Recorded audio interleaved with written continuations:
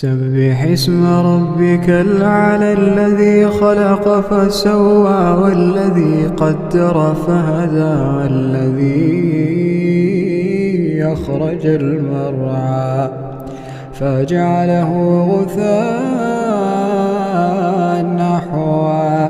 سنقرئك فلا تنسى إلا ما شاء الله إنه يعلم الجهر وما يخفى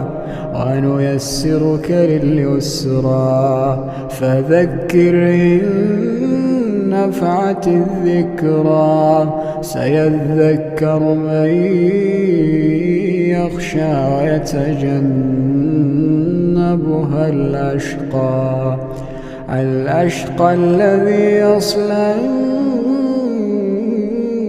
النار الكبرى